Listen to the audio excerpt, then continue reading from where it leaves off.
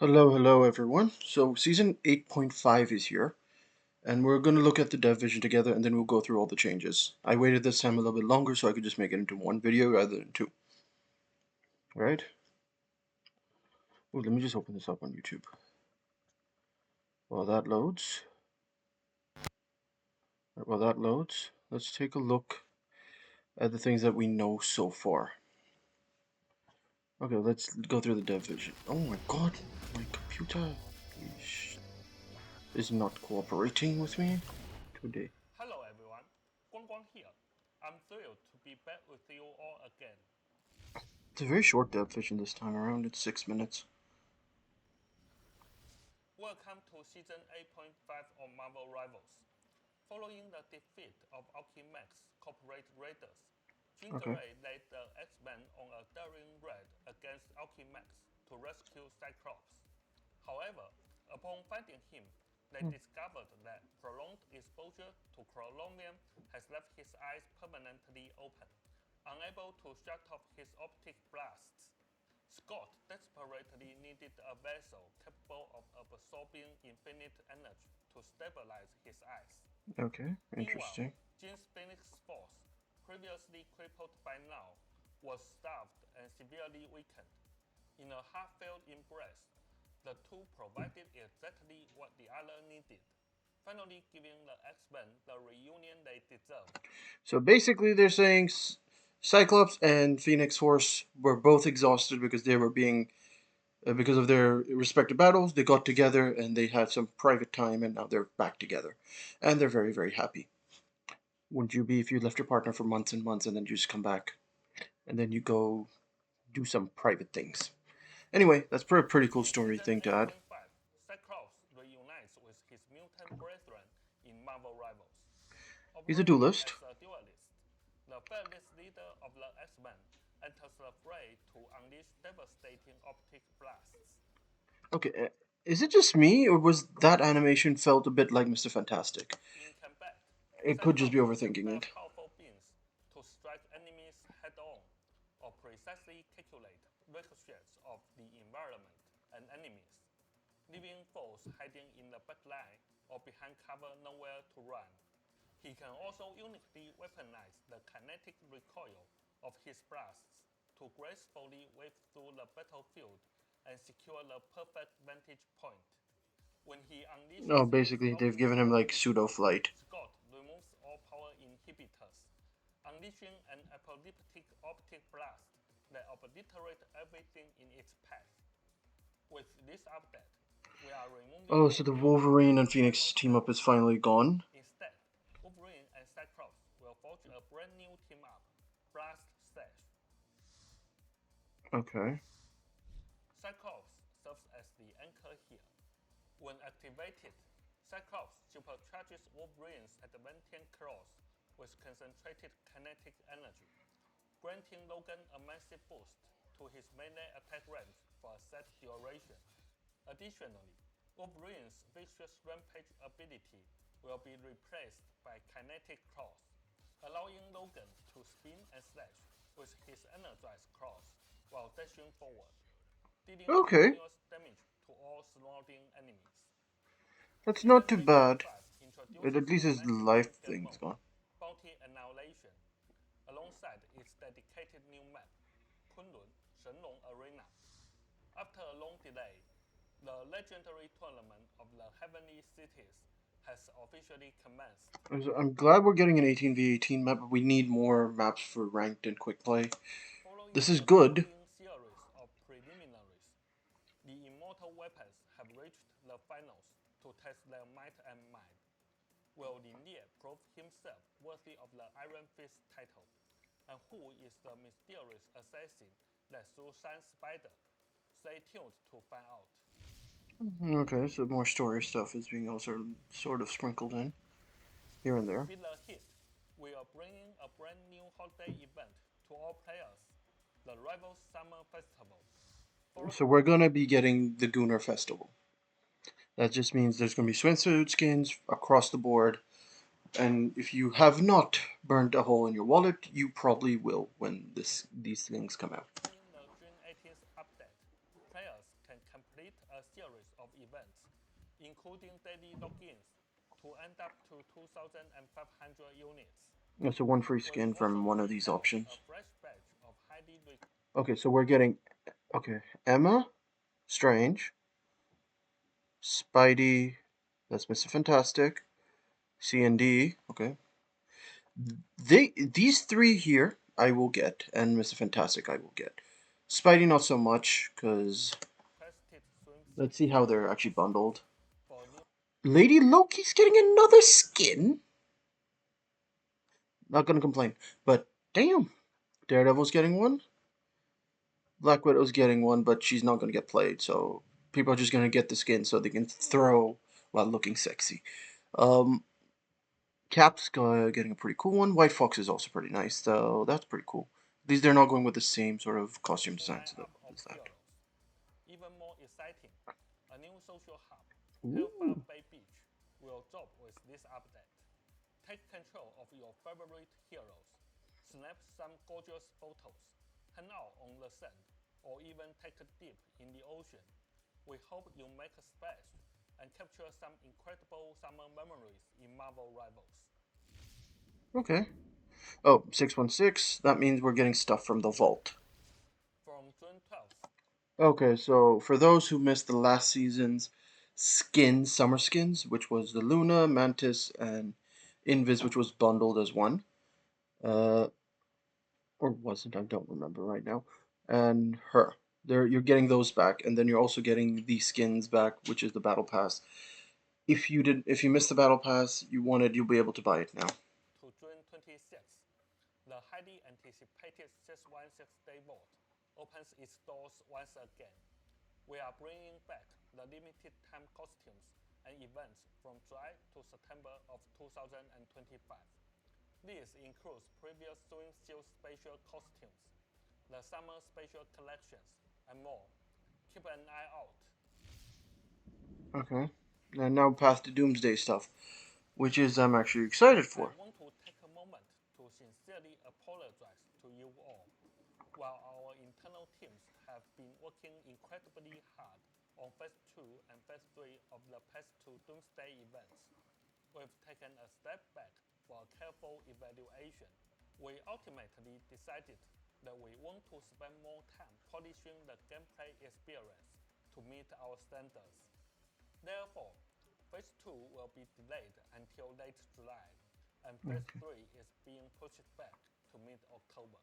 I'm We fine with deeply that. appreciate your patience and understandings as we work to make these encounters as epic as possible. Finally, Zhiyong is still working hard in the lab tweaking the balance numbers, so please keep an eye out for our detailed balance adjustments announcement coming soon. Okay, so Ignite the battle. we're getting the balance announcements now. Basically, they're out. So Wolverine's getting a new team up, which is cool. We have the Summer Festive skins, Season 1, Path to Doomsday.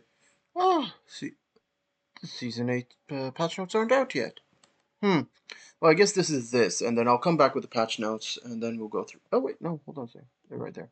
I'm an idiot. Okay, so we have a bunch of changes. We're getting a lot of changes to Vanguards, and let's begin. Alright, Angela is now sturdier than ever, so her survivability and mobility getting a slight boost. Assassin charges being reduced from 6 to 4 seconds. Her shield is being increased by 50.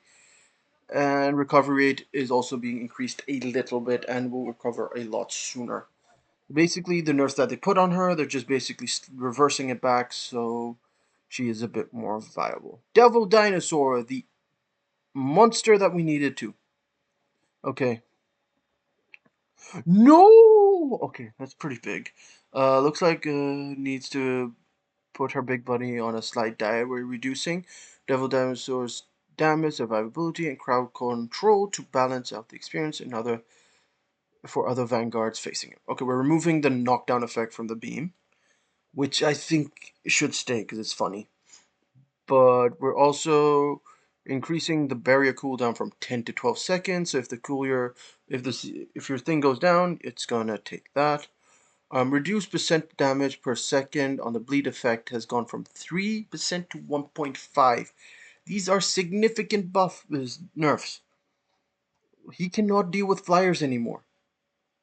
You've got to remember that. His entire ability was when dealing with flyers like Scarlet Witch, Ultron, Iron Man, was being able to beam them down and then chomp them. You will no longer be able to do that, which I think is a terrible idea. But it's understandable because if you had a Dino there, Scarlet Witch, any of these guys, were not going to get to ult. Like I cancel so many ults myself. Magneto will not be strong. We're increasing his functionality and oh god, uh, increasing mutual ultimate ability maximum duration for 4 to 5 seconds, 1 second increase. Increase the damage dealt when fully charged from 300 to 350. Oh my god, no. Stop making ults idiot proof. Okay. The reason I say that is now this is basically a guaranteed kill on CNDs, Lunas, Mantis, and any other support in there all besides White Fox because she just turns into a different character. That is unfortunate. Suga. She's tougher than ever and is getting a slight increase in her mobility and survival. Decrease her cooldown from Fatal Attraction 14 to 12, reducing her energy consumption from 60 to 50, increased absorption damage conversion from 35 to 55%. Basically, she can take more damage, she can deal out more damage, and she can CC you a lot more. That is what that translates to. Black Cat. Oh my god, she does need all that. We will be increasing the fortune cost on purchasing relics. So basically, money is the... Whew, that is interesting. Reducing her damage from 50 to 40, changing its cooldown, and reducing the cooldown from 10 to 8 seconds. So it's up a little bit more, but it does less damage. Reducing Phantom Pursuit's damage from 75 to 70, increasing fortune cost, Canobio Crystal, and Metal Fish from 200 to 300, increasing fortune cost of Flat 9 Orb from 100 to 300. You can no longer reveal enemies behind objects. Okay. Reducing calling card ultimate abilities targeting distance from 60 to 40 meters, which was needed because she could bounce around the entire goddamn map. Eliminations no longer refresh the remaining duration, instead adds 3 seconds to current remaining time to a maximum of 10 seconds. Increase the ultimate second hit base damage from 30 to 70, but remove percentage damage for 250 health enemies. Total damage of 2 attacks is reduced to 100 from 110. For 600 health enemies, total damage of 2 stacks is reduced from 180 to 100. Additionally, reducing the fortune gained from this attack from 300 to 200. So basically, they've hit Felicia where it hurts, which is her goddamn wallet. Okay, which is needed. Blade. We're increasing his unstoppable duration after each use of Scarlet Shroud, 0.4 to 0.1 to 1 second. While Sword Stance increased the initial damage hit of Daywalker from 20 to 30 and increased the damage per spin from 8 to 10, which is from 52 to 70 total increase. Daredevil. The Man Without Fear rely a bit more on other senses now. We're reducing Daredevil's ability to scout enemy positions while roaming the outskirts and lowering his engagement distance post engagement survivability. Reduce radar sense from maximum 50 to 40 meters, reducing Sonic Pursuit dash target distance from 20 to 12, massive, reducing objections duration from 1.5 to 1.2. Thank God Daredevil needed those nerfs. Elsa Bloodstone goes stronger. She's getting increased to her instinct accumulation speed and a slight bump to her baseline performance, reducing the damage requirement to upgrade her passive skill from 1667 to 1111. Okay, okay, that's not too bad. It's a slight thing. I don't know how dangerous she'll be, but I guess that's fine. Human Torch, reducing flame meteor cooldown from 20 to 15 seconds, reducing plasma bow to single charge, energized time from 10 to 8 seconds. They're giving him more mobility and a bit more reaction thing, so he's not just a sky target. I guess that's fine. Concho demands a bit more precision from his avatar. Mark is getting a reduction to his damaging capabilities. Crescent Dart is losing 2 damage points. Reduced from Moonblade is using 10 damage points. When it bounces between Unks and stuff, rather than being 80%, it's 70%. So, Moon Knight will do less damage while bouncing off of Unks and targets. That is good. Namor! Guys, monster spawns are getting a slight coverage increase. Oh, hell no. Cooldown granted when Trident Neptune hits. Okay, so you'll just be able to get the freaking squids back faster if your aim is decent. Okay, that's not too bad. Phoenix! So we're reducing her healing over time provided from detonation sparks from 10 to 5, so reduction. Cosmic Flames fall off adjusted maximum fall off from 30 meters to 75 to 60. Distance to KO 250 health enemies with 2 critical hits is shortened from 18 to 16 meters. Maximum fall off for single target damage from 45 to 39. The number of hits required to KO 250 health enemy is increased from 5 to 6. Okay, so they're just making her a little less consistent, which I can live with, because she's crazy. We do not need that much crazy in our life. Star-Lord. They're just okay. They're just reducing his. They're just giving him fall off damage maximum rate from 25 meters, and rather than being 65% damage, is 50% damage less. This does not affect his ultimate ability, which is fine. Oh, cool. Flows more smoothly. We're slightly increasing items damage to healing conversion. So when you do damage, rather than reducing the cost by 0.48, now it's 0.6 to basically help you heal a lot quicker. Brings more light to shadows after seeing an increase in baseline healing capabilities. When Lightfall's dagger hits allies, reduce healing from 16 to 12. Increase the spell field healing from 16 to 20 for direct hit, and the same AoE healing is increased. Increasing the healing boost ratio provided by Veil Light Force by 15 to 20%. So, slight nerf, slight buff, massive buff. Of course. Oh, Strategist Deadpool. In gun form, Bouncing Bubblehead continues healing provided by the spell field from 40 to 50 standard and now 50 to 55 upgraded. Not bad. The Raging Cauldron's biggest hand is losing a bit of sting. We reduce the offensive capabilities of Gambit's ultimate. Reducing bonus damage multiplier by Raging Flush from 25% to 20%, and movement speed from 40 to 30%.